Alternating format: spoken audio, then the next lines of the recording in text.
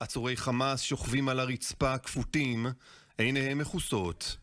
הנה כאן קבוצה של חיילי המילואים מכוח 100, יחידה המשמשת להבטחת המתקן.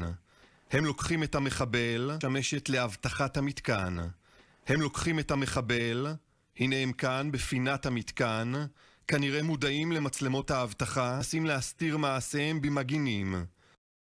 הצילום כל סדום בנסיבות אינוס. הפציעות נגרמו מהחדרה של חפץ. תחילת החודש שעבר, שעת ערב מאוחרת, מחנה הכליאה הראי...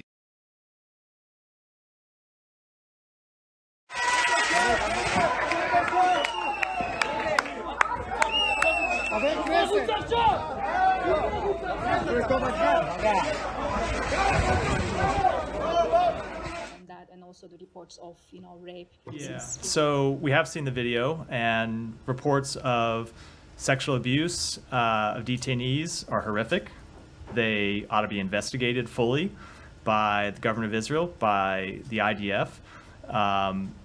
Prisoners need to be treated, prisoners' human rights need to be respected in all cases, and when there are alleged violations, the government of Israel needs to take steps to investigate those who are alleged to have committed abuses and, if appropriate, hold them accountable.